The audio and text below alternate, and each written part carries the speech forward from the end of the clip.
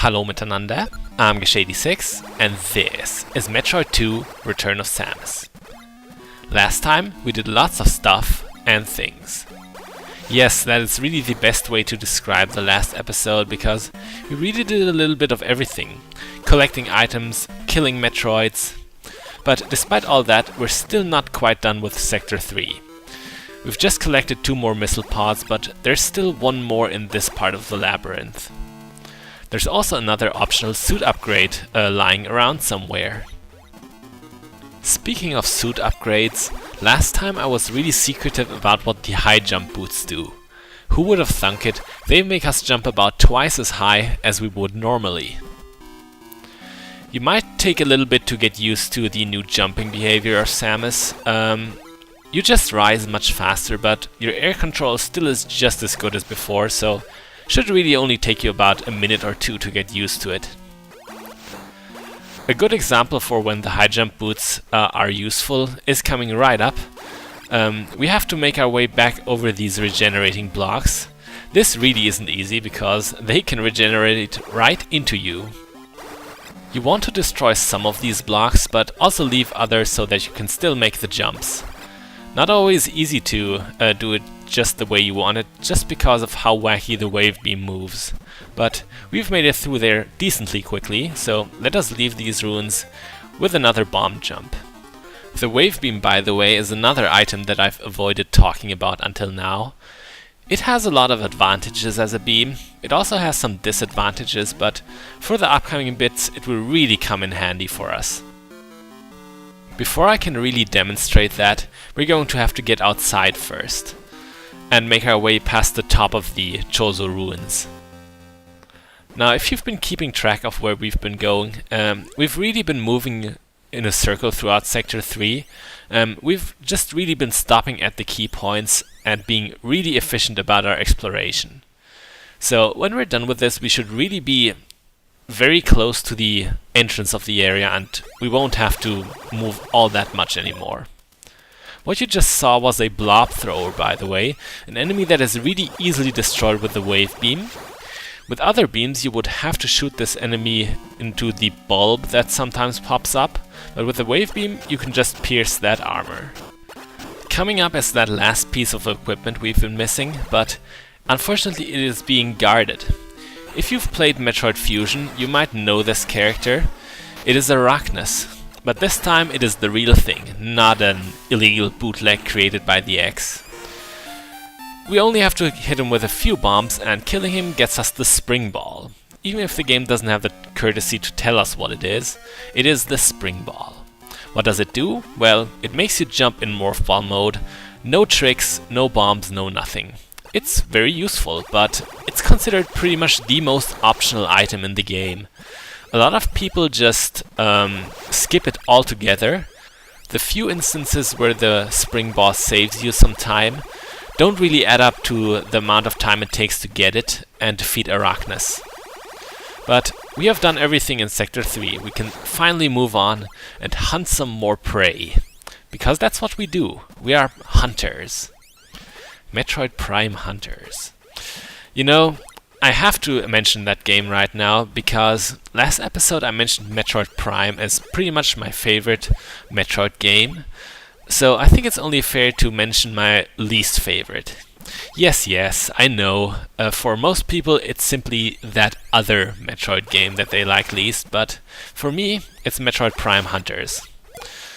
With that game, it really just feels like an average shooter to me. I mean, it's very linear, there's very little ability progression, and there are 8 countdowns. Do you really need 8 countdowns?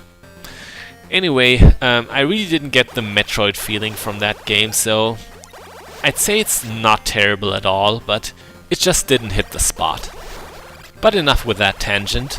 We're descending deeper into the planet itself, and on our way we're simply destroying everything in sight with the wave beam. You might be surprised to find out that I'm not a huge fan of the wave beam. I know it doesn't seem like it, but it's really not a very reliable beam. It has a somewhat strange hitbox and sometimes it misses when you think it shouldn't. Like back there.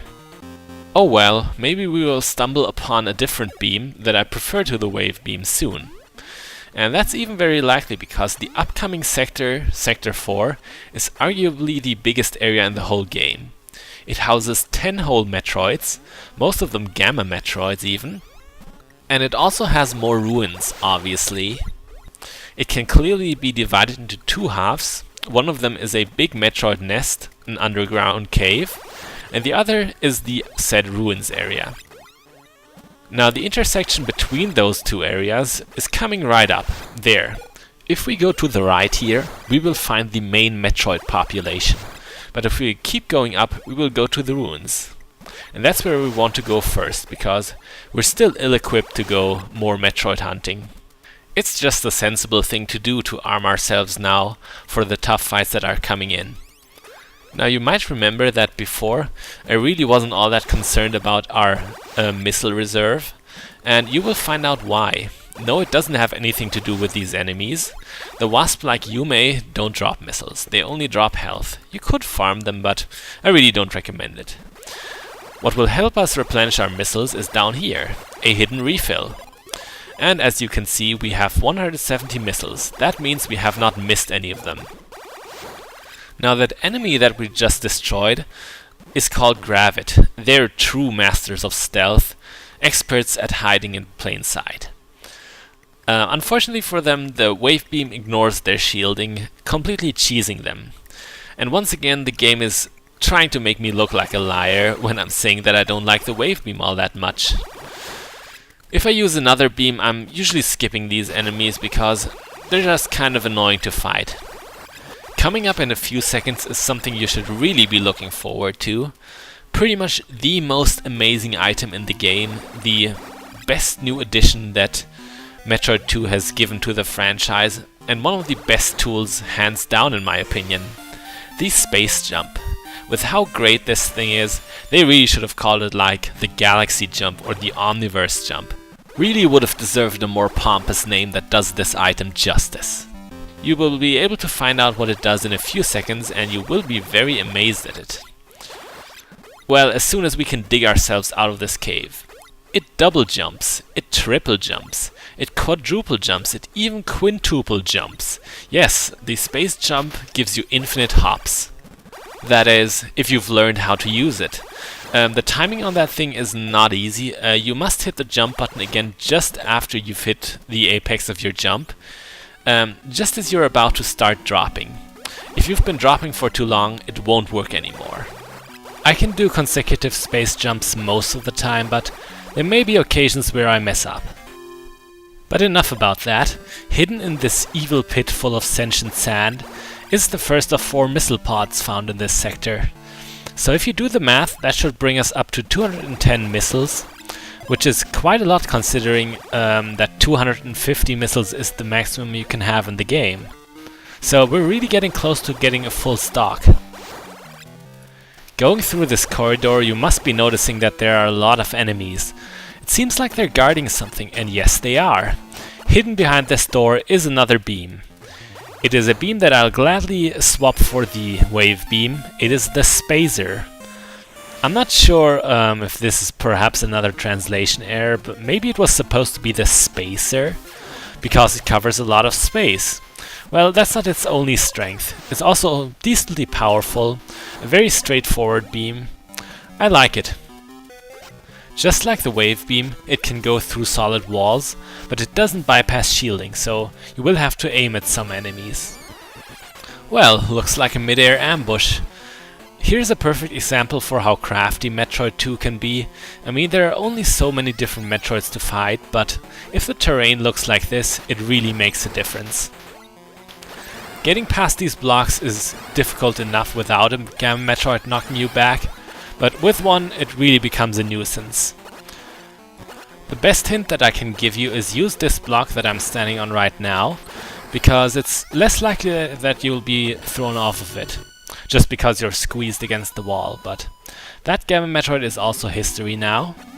And there's something else in this room, another missile pod, but first we will have to bomb through here.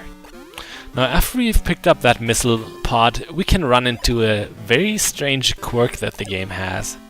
See that bomb that I just laid? It is gone. Yes, you can in fact scroll your own bombs off screen. I guess they are Schrödinger's bomb. If no one can witness them explode, they never existed to begin with. Wow, this game is deep, isn't it? Well, I wonder if bombs really behave like that in real life. Maybe I should test it out. If I get visitors the next day, then Schrödinger is a butt face. Once more we are attacked by a Gamma Metroid. This one is a lot more plain to fight, but he managed to block a few of my missiles with his electric pulse. Yes, he can do that. It works a little bit strange. The whole Gamma Metroid becomes invulnerable, not just the electric pulse. Oh well, programming in 1991. What can you do? Kept in this chamber is the most destructive beam in the whole game, the plasma beam. We're not gonna pick up the plasma beam. I just wanted to show you that it's there. The thing is, in the second episode I mentioned that picking up a new beam is a pretty big commitment, kind of like marriage, and I just don't want to divorce the spacer just yet. Does that mean you'll never get to see the plasma beam in action? Well, actually you might. There are duplicates of the beams hidden throughout the labyrinth, so there may be another chance to pick it up, but just not right now. No beam in this game is perfect for every situation, so it just makes sense that you're able to change it some other time. Now this shaft tests our space jumping prowess. It's not as easy as I might have made it look. You have to do the space jump during a somersault, so you will have to keep your momentum and you have to steer away from the spikes. What did it get us going through that shaft? Well, at first it doesn't seem like anything, but you know the game better than that. I mean, there was even a shed skin of a Metroid next to it, so there had to be a secret passage.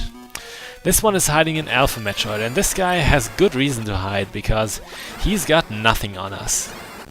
He's actually smart, but in the end he could not escape from Samus Aran.